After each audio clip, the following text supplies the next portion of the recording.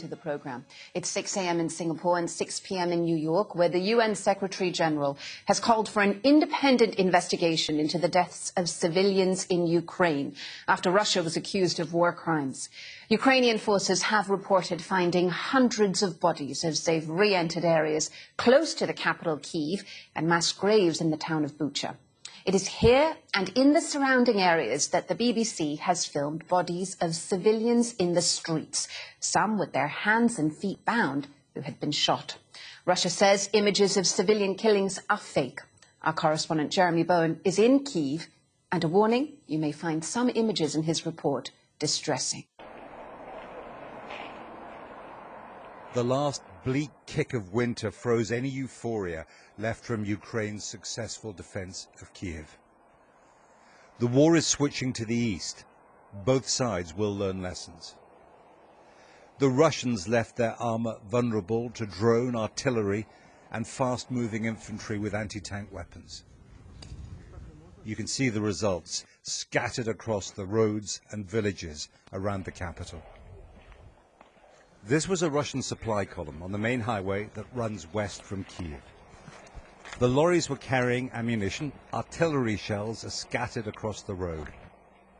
Russia will find logistics less challenging in the east, closer to its border. A few minutes further down the road, in the village of Kalinivka, were a few civilians, a rare sight, so we stopped. Irina Kostenko wanted to talk about the 10th of March, the day the Russians killed her only son, Alexei. The two lived here just 500 meters from his job, changing tires at a garage. Irina led the way to her son's bedroom, damaged by shelling weeks after he was killed. We were the first outsiders she'd seen since the Russians left on Friday, and the story of Alexei's death spilled out. The pain is so bad.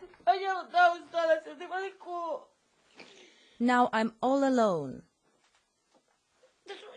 My son was young, 27 years old. He wanted to stay alive. Alexei was born when Irina was 18. Her life has not been easy, but she dreads the future without him. She said he'd served in the army, but that day he was going to work at the garage.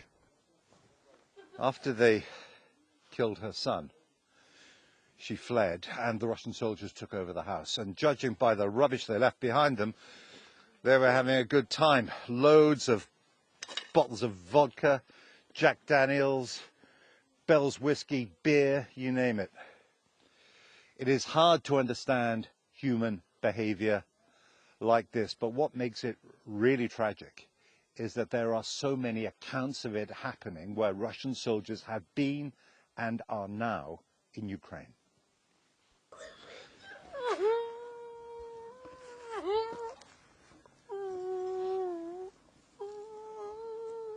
On her own, Irina buried Alexei in the garden after she'd brought his body back from the road in a wheelbarrow. I covered the grave with a blanket to protect it from the dogs. He isn't in a coffin. I had to roll him in a carpet. Did you say to the Russians, why did you kill my son? They were in jeeps with guns. They killed him and fled.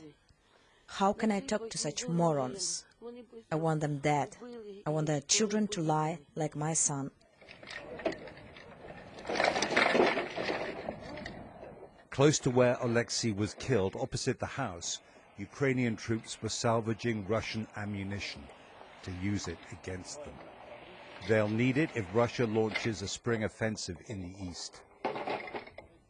5 weeks of war, but it only takes a moment to destroy a family. Irina found another picture of her son. This is my love, she said. My sweetheart.